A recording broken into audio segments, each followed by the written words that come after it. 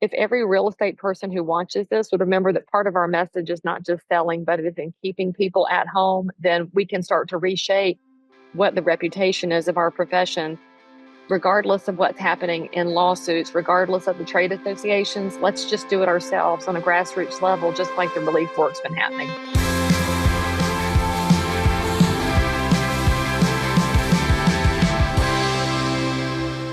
Hey guys, welcome back to the Doorify Real Estate Podcast. I'm your host, Matt Fagioli, and back here with our good friend, Leigh Brown, real estate brokerage extraordinaire in North Carolina and now champion of Western North Carolina relief efforts. And Leigh, how you doing? Fantastic. It's good to be on your show with you, Matt.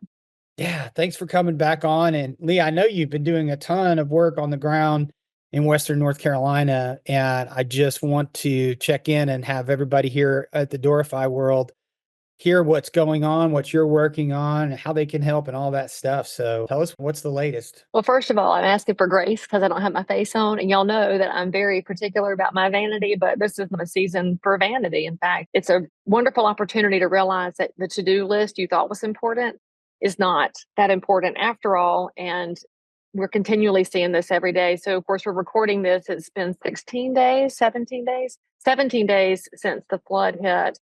And I can actually see why the Old Testament is structured like it is. Can you get my words straight? Because everything dates before and after the flood in a lot of instances. And Western North Carolina is never going to be the same because we had entire towns wiped out. And what's been interesting, Matt, is that I've talked about what's happened in Western North Carolina. So many people had no idea of the breadth of the destruction because the media has done such a terrible job of coverage, which is astonishing to me because this is not something that should ever be remotely political. It is a geographic nightmare.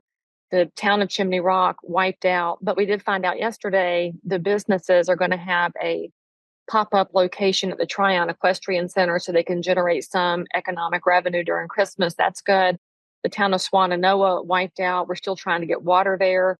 The town of Montreat, which is, of course, where Billy Graham is from, essentially knocked out except for a couple of places that were on the other side of the lake. And that's in addition to small towns like what's more of a hamlet, the hamlet of Rollins had 15 houses before the flood. Now it's got 4.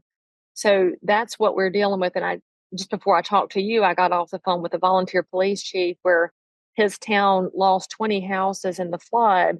And the water that they sit on had been their primary source of non-potable water for toilets and the like. And it's moved. So the houses that are left there, the water source they relied on prior to the flood is no longer reliable because the entire creek bed, riverbed is relocated. I mean, it's just hard to get your mind around. We have over 2,000 dead. The media has not reported on the loss of life and especially the lack of dignity around the loss of life because we have families that are desperately trying to find their loved ones so they can give them a decent burial, but mainly so they can know if they're alive or dead because you have people that keep resurfacing, but they've been in the mountains, they've been on a mountainside, no power, no water, no cell phone, no way to reach anybody because the driveway washed out and the road in front of the driveway washed out. So you've got an effort to rebuild that it's just hard to categorize it. And as a lifelong North Carolinian, of course, I live about an hour outside the impact zone. So what that's been has been an opportunity to be a distribution hub to so many communities because we can trailer whatever's needed, we can get it in and we can get back without being a burden on lodging, without being a burden on food or fuel sources. We can load up, get in, deliver, and get out. And that's been an opportunity to serve that I've never experienced before. And I can talk about this for days, the miracles we've witnessed, the opportunity we've had as our real estate network to do things, because of course my boots on the ground in each of these counties have been my good real estate friends, and they're telling me exactly what they're seeing. So we just get beyond all the agencies and we get beyond all of the kerfluffle online. And I got my real estate people, so we're sourcing them and they're sourcing the people. Well, I love what you said there about, being able to get in and get out and not tax the very limited resources. And I think, there's a lot of people that want to help, aren't sure how to help, So, that's the obvious question, because I, for one, wanted to go up there, and I'm like, man, I don't know where to go, what I'm going to do when I get there. So I've just been donating, but what should people do to help at this point?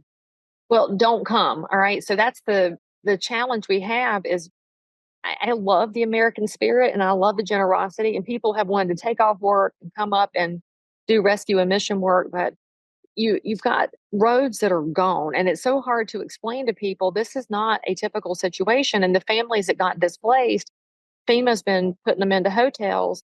So there's not a hotel for you to stay in. And if you're willing to stay in your vehicle, that's fine, but you're still going to need fuel and food, and you're going to need somewhere to operate. And we're still in the process of recovering bodies, which is hard for anybody to get their mind around. That is still going on. We're still trying to access people that have been unreachable. I mean, it looks like missionary life, because the missionaries are always trying to reach the people groups that have never heard the word. And you hear about them trekking for days up into the hillsides of Laos and trying to find people. Well, we're doing that in North Carolina. And so if you come and try to help and you're not with an organization, you might actually get in the way of efforts. So that's one angle. The other one is that mountain people tend to be private by nature, and they don't necessarily want a bunch of outsiders traipsing around in the mountains with people they don't know. And I don't blame them. This is a group that is a unique geographic area, it's a unique people group. So there's got to be some respect there too. But the ones that really want to help, Samaritan's Purse has been amazing. They were on the ground at the very beginning. They've been deploying volunteers and supplies, and they've been an amazing hub and spoke operation. And they will put you on the wait list for volunteers, but they can only deploy a certain number at a time. I do think you'll see more volunteer opportunities over the next several weeks as the Baptist churches start to send in their relief teams. The Baptist men have always been the organization that's done the quick mission work, and this is going to be months, if not years, to any kind of semblance of normalcy. So you can reach out to a church in your area. Or in North Carolina, we're going to see the North Carolina churches, they're already stepping up. Mine's already sent teams up through partnerships with other churches so they know where to go and how to serve. It's just really important to understand the disaster on this level has occurred in a very hard to reach geography. And I think that's different than when something hits, say, New Orleans after Katrina is still fairly flat, or when we hit Florida and they experience flooding, it's flat. You can get to things. The mountain geography, just completely different. And we've lost infrastructure. There's two of my counties that are affected that are not expected to have power back for 6 to 9 months. And so when you consider that's the loss of infrastructure in certain areas, of course, Asheville's going to come back sooner because they're an urban area and the money's going to flow there organically. I personally, as a North Carolinian, as a girl who grew up on a family farm, I'm more concerned about my rural and remote neighbors. And so there's just different efforts going on. But people that want to support can send money. People have been sending me donations from the internet. What a time to go viral. And we're just deploying it wherever we can to support wherever there's a need. Samaritan's Purse is a great place to donate your money. They're very responsible with it. And then you can also support individual churches who are trying to put cash into the hands of their congregation. And I can't stress this enough. If the grocery stores have reopened and if the Lowe's have reopened, they don't take credit cards yet because the internet's not reliable. They've got a lot of Starlink. High five to Elon Musk for making sure we got Starlink up there, but it's not everywhere yet. So they're cash only. Well, if you live in the remote part of the state and you're trying to go to the store, you probably don't have cash. And we're not going to go down the road of this is proof of why digital currency is a disaster waiting to happen. The people who need things need cash. The churches can hand it to them. So if you want to know a place to give your funds, anybody's welcome to message me and I will give you some direct giving sites. Of course, I'm not a 501c3. So if you send some money into my kitty, I'm going to spend it, but you don't get a tax deduction. So I always like to make sure people know that for a tax write-off, you got to go to the right sources. Yeah. Yeah. And, I don't know if you know this, but Doorify has a new project that's just launched called hurricanehomes.org, trying to help connect people with housing that's being made available. In a lot of cases, it's homeowners who are, willing to rent a house and stuff like that. So I want to make sure everybody knows about that. And maybe you have other resources like that. How are people getting figured out on their housing? I mean, we started a housing list based on people that were messaging me from all over the place saying, I got a room, I've got an Airbnb, I've got a rental, just like you described, people that are willing to do generally a midterm rental. And I've been putting that list into the hands of my real estate friends because they're the ones that will find the people in need. We haven't advertised that in the video and on our website simply because I don't want a bunch of scammers coming in. And we know that's a problem. We've already got a lot of bad actors in the mountains, and we're having to work hard to mitigate that. So I trust my realtor network. I'm continually amazed at how quickly we respond because we know our communities better than probably any profession on earth, except for the volunteer fire department, because they know exactly where all of your diabetics are to get insulin delivered. But you think about it, the messaging over real estate for the last 12 months has been just so nasty.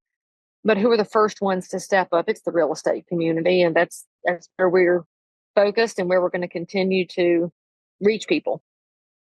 That's awesome, Leigh. Well, I really appreciate you sharing all of this with the Doorify family. Anything else that they need to know right now? I want to tell y'all something. There's an opportunity when you're around real estate to sell it. And right now, all the people in the mountains don't have the opportunity to even work. So my real estate family is helping while they watch their own income just completely dry up. I talked to an appraiser yesterday who's doing some spot checks on properties because the lenders are very hesitant to do a mortgage on a property that's anywhere in that zone, even if the house is okay. So we have the banks already putting the brakes on when people desperately need to get moved, and these realtors do deserve to be compensated. And so they're working without the hope of being paid anytime soon. But you watch what's happening, and in real estate, the message is that we just want to sell, sell, sell. But right now, the focus of every realtor I've spoken to is keep, keep, keep. How do we keep people in their houses? How do we provide generators and heaters and water so that they don't have to go to a FEMA hotel, so that they can stay put? Because mountain people do not want to leave what's theirs. And I am so impressed by the resiliency of the people that we've had the opportunity to interact with.